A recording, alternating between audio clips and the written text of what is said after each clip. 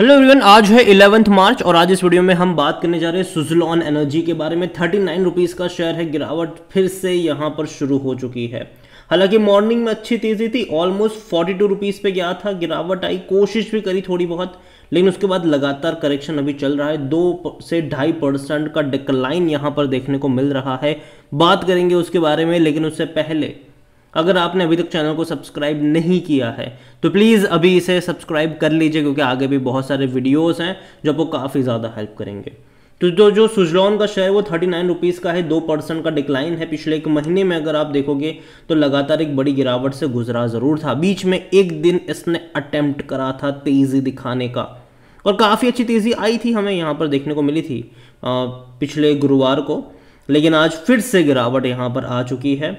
और देखो यहाँ पर गिरावट की भी एक वजह है कि भाई साहब गवर्नमेंट ने दोबारा से टेंडरिंग को लेकर बहुत सारी चीज़ें करी, जिसको लेकर पिछले वीडियोस में मैंने बात भी करी थी कि जो बिडिंग प्रोसेस है उसमें गवर्नमेंट ने कुछ फेरबदल करे हैं, जिसका खामियाजा ये है कि सुज़लॉन में भी गिरावट है और आइनॉक्स में, विंड में भी गिरावट हमें देखने को मिल रही है।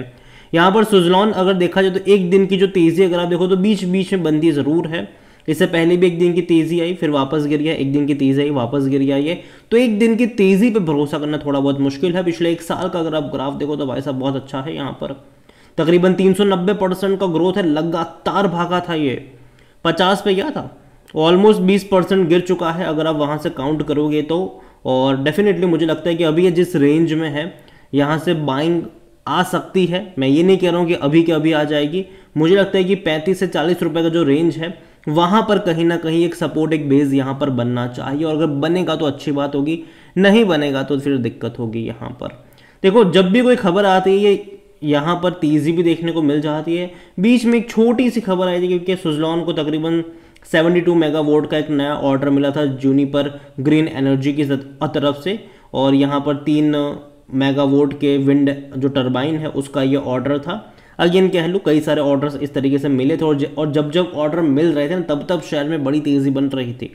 और देखो ग्राफ काफ़ी अच्छा बन रहा था यहाँ पर, जब कंपनी ने अपने डेट को चुकाने के लिए सबसे पहले अपने डेट को रिस्ट्रक्चर किया, पैसा रेज करा, डेट चुकाया, उसके बाद कई सारे बड़े ऑर्डर्स इनको मिलते नज़र आए। उसके बाद देखा जाए तो भाई साहब बड़े बड़े इंस्टीट्यूशंस की तरफ से एंट्री यहाँ पर आई, वो एक अच्छी चीज़। लेकिन अभी अगर आप देखो तो शेयर होल्डिंग में थोड़ी बहुत उठापटक देखने को मिली। स्पेसिफिकली जो इंस्टीट्यूशन जो खरीदारी करने के लिए आए थे, अब वो थोड़ा बहुत अप्स एंड डाउन मतलब बेच भी रहे हैं यहाँ पर। और देखो आने वाले टाइम में जो भी पावर कंपनीज है वो अपनी कैपेसिटी को रिन्यूएबल में बहुत ज़्यादा बढ़ाने वाली है, जिसमें सोलर और विंड का एक बहुत बड़ा योगदान होने वाला है। और ये कंपनी उसमें विंड में अगर आप देखोगे तो कहीं पर ही पीछे नहीं हटने वाली है। यहाँ पर अगर आप देखो तो Suzlon has won order as a part of bid awarded to Juniper Green Energy by Gujarat Urja Vikas Nigam limited. तो यहाँ पर इलेक्ट्रिसिटी जो सप्लाई करने को लेकर है उसी को लेकर पूरी चीज़ें यहाँ पर देखने को मिल रही है। और देखा जाए तो कंपनी आगे भी, इनकी ऑर्डर बुक अगर आप देखोगे तो पिछले कुछ टाइम में काफ़ी हद तक इम्प्रूव हुई है। हालांकि यहाँ पर सुज़लॉन के जो सीईओ है ऑल्सो स्पोक अबाउट द जो भी रिवर्स ऑक्शन प्रोसेस जो अभी गवर्नमेंट ने फिर से लागू करने की बात करी थी और जिसको लेकर प्रेशर क्रिएट हुआ था। जो मैंने कहा था कि गवर्नमेंट की वजह से, एक नई पॉलिसी की वजह से ये चीज़ें हुई है। तो सुज़लॉन के जो सीईओ है उनका भी स्टेटमेंट आया, which has kept stock like Suzlon and Inox with under pressure over last few days. तो उनका कहना है कि the reverse auction notification are for pure wind bids you can, और सिंपल सी बात है जो प्योर विंड बिड्स होगी उसी के ऊपर ये चीज़ लागू होने वाली है, उसके अलावा ये नहीं होने वाली है। तो यहाँ पर रिवर्स ऑक्शन बिड का सिंपल से मतलब यह है कि भाई अब ऑक्शन होने के बाद भी आप बिड मतलब इनिशियल बिड के बाद भी लोग कंटिन्यूस बिड कर सकते हैं। तो ये एक चीज़ ज़रूर है। और यहाँ पर वॉल्यूम्स तो भाई साहब बड़ी क्वांटिटी में है, यहाँ पर ऑलमोस्ट 2.5 करोड़ के आसपास के शेयर यहाँ पर ट्रेड होते नजर आ रहे हैं। कंपनी का अगर आप वॉल्यूम देखो, मार्केट कैप देखोगे तो ऑलमोस्ट 54,000 करोड़ के आसपास का इसका मार्केट कैप है, जो कि छोटा नहीं है, अच्छा खासा मार्केट कैप आप इसको कह सकते हैं। और जो इसका ऑल टाइम हाई था वो डेफिनेटली 50 रुपये के करीब का था। हालांकि उससे पहले भी एक टाइम ऐसा भी हुआ करता था जब सुज़लॉन का शेयर 460 रुपये के करीब भी ट्रेड कर रहा था, और लो लेवल ऐसा भी था जब ये 1.5 रुपये के करीब भी चला गया था। और जहाँ तक बात करी जाए इस कंपनी में तो according to Moneycontrol user 83% लोग कह रहे खरीदारी करो और 17% लोग कह रहे बेचो और भाग जाओ यहाँ से। कंपनी में अगर आप देखोगे तो नंबर्स अगर आप देखो यहाँ पर तो देखो 22-23 में अच्छे थे रेवेन्यू, लेकिन उसके बाद जो प्रॉफिट आया वो एक्चुअली में 23 में आया। रीज़न है कि देखो अब तक कंपनी क्या कर रही थी कि लगातार एक्सपांशन की तरफ जा रही थी, उसके चक्कर में कंपनी बहुत सारा लोन ले रही थी और बहुत सारे प्रोजेक्ट पर बिड भी कर रही थी। अब कंपनी क्या करे कि भैया देखो अब हमको यहाँ पर डेट फ्री हम हो चुके हैं, मतलब ऑलमोस्ट डेट फ्री हम हो चुके हैं, तो यहाँ पर अब प्रॉफिट की तरफ जाना है और प्रॉफिट की तरफ लगातार अग्रेसिवली आगे बढ़ रही है कि उन्हीं प्रोजेक्ट पे बिड कर रही है जहाँ पर अच्छा मार्जिन है। यहाँ पर देखो वैल्यूएशन आपको महंगा अभी भी लग सकता है, 80 का पी है इसका, सेक्टर पी 58 का है, हालांकि अभी तो थोड़ा कम हुआ है, बीच में इसका पी 95-96 तक चला गया था जब ये 50 रुपये के आसपास ट्रेड कर रहा था।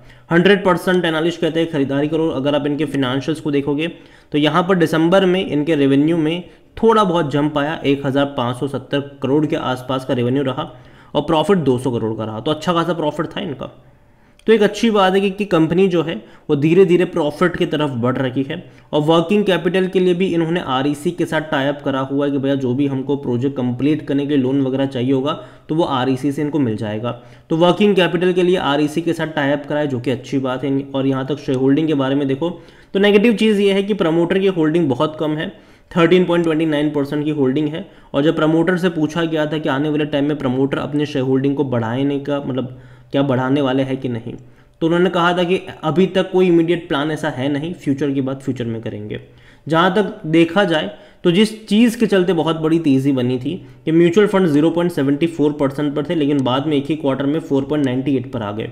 लेकिन बाद में हुआ भी ऐसा कि वो बेच भी रहे हैं, 1.33 पर आ गए। तो बिकवाली पहले बहुत बड़ी क्वांटिटी में खरीदारी करी, फिर बाद में लगातार जब शेयर में तेज़ी आ गई, मतलब 400% का रिटर्न यहाँ पर मिल गया, तो भैया बिकवाली भी उन्होंने करना शुरू करा। वो एक वजह भी है कि वॉल्यूम थोड़ा बहुत प्रेशर क्रिएट हुआ। लेकिन दूसरी तरफ एफआईएल्स ने जम के खरीदारी करी है, 10.88% से 17.83% पर है। तो एफआईएल्स ने यहाँ पर जम के खरीदारी करी। अब देखना इंटरेस्टिंग होगा कि मार्च क्वार्टर के शेयर होल्डिंग पैटर्न में कौन खरीद रहा था कौन बेच रहा था, एफआईएल्स, म्यूचुअल फंड या डोमेस्टिक या फिर रिटेल यहाँ पर। और अदर पार्टीज बहुत बड़ी क्वांटिटी में है, 37.12% है भाई साहब वो यहाँ पर, 25.62% रिटेल इन्वेस्टर के पास है। देखिए ओवरऑल अगर मैं बात करूँ सुज़लॉन को लेकर तो कंपनी पहली चीज़ खराब हुआ करती थी, ठीक है, और तब मैंने कहा था कि भैया स्विंग ट्रेड के लिए आप इस्तेमाल करो, ऊपर मिले बेचो नीचे मिले खरीदो, ये मैंने कई बार बोला था। लेकिन जैसे ही इसने 14-15 रुपये का लेवल क्रॉस करा था जून 2023 में, और तब चीज़ें पलट रही थी, चीज़ें फंडामेंटली अच्छी हो रही थी यहाँ पर कि कंपनी डेट फ्री हो गई थी ऑलमोस्ट, कंपनी को कई सारे ऑर्डर्स मिल रहे थे और बड़े इंस्टीट्यूशंस बाई भी कर रहे थे। तो तब मैंने कहा था कि अब आप यहाँ पर लॉन्ग टर्म का गेम खेल सकते हो। लेकिन हाँ, जब ये 40-45 के ऊपर गया तभी मैंने कहा था कि यहाँ से करेक्शन कभी भी बन सकता है, क्योंकि भाई साहब जब 8 रुपये का शेयर 50 पे जाएगा, 45 पे जाएगा तो करेक्शन आएगा। देखो सुज़लॉन की अगर जहाँ तक बात करें तो मुझे लगता है कि 35 से 40 रुपये का जो लेवल है वहाँ पर एक सपोर्ट, एक बेस बनना चाहिए, और अगर वो बनेगा तो अच्छी बात है। लेकिन पता है होता क्या है यहाँ पर कि अभी भी ये कहना कि भाई साहब बॉटम बन चुका है, ये जल्दबाजी होगी यहाँ पर। और यही वजह है कि मैं इतना कहता हूँ कि 35 से 40 के बीच में अगर हो तो थोड़ी सी क्वांटिटी आप ऐड कर सकते हो, ठीक है, बाय ऑन डिप्स वाली। कुछ लोग क्या कहते हैं कि बहुत सारी क्वांटिटी खरीद के बैठ जाते हैं, फिर जब गिरावट आती है तो कहते हैं कि अब मैं क्या करूँ। देखो लॉन्ग टर्म के लिहाज से कंपनी मुझे खराब नहीं लगती है, लेकिन इसका मतलब ये नहीं है कि बॉटम बन चुका है, ठीक है। यहाँ पर आपको बाय ऑन डिप्स वाला अप्रोच ही अपनाना चाहिए कि 1000 खरीदनी है तो भाई साहब 200 ऐड करो, वेट करो, 10-15% डिक्लाइन आता है और 200 ऐड करो, वेट करो, 10-15% डिक्लाइन आता है और 200 और का क्वांटिटी आप ऐड करके चल सकते हो। इस तरीके से आप यहाँ पर प्ले कर सकते हैं। अगेन मैं लॉन्ग टर्म की बात करता हूँ, मैं शॉर्ट टर्म की बात नहीं करता हूँ, ना ही मैं इंट्राडे की बात करता हूँ। तो नज़र रखिए इस कंपनी के ऊपर। लेकिन बॉटम बन चुका है कहना जल्दबाजी होगी। गवर्नमेंट के कुछ डिसीजन होते हैं जो भाई साहब परेशान करेंगे इसको, लेकिन आज जो गिरावट अभी देखने को मिली है वो कहीं ना कहीं उसके पीछे गवर्नमेंट का जो डिसीजन आया है वो जिम्मेदार ज़रूर है। और उम्मीद करते हैं कि यहाँ से एक सपोर्ट बने, एक बेस बने, और अगर बनेगा तो वो बहुत अच्छी बात होगी। तो नज़र रखिए इस कंपनी के ऊपर। वीडियो को यहीं पे एंड करता हूँ। अगेन कोई बाय सेल रिकमेंडेशन नहीं है मेरी तरफ से। पसंद आया हो तो लाइक करें, शेयर करें। चैनल वगैरह पहली बार है तो प्लीज़ सब्सक्राइब करें। और सुज़लॉन एनर्जी के बारे में आप क्या सोचते हैं वो भी आप मुझे कमेंट में लिखकर बता सकते हैं। Thank you.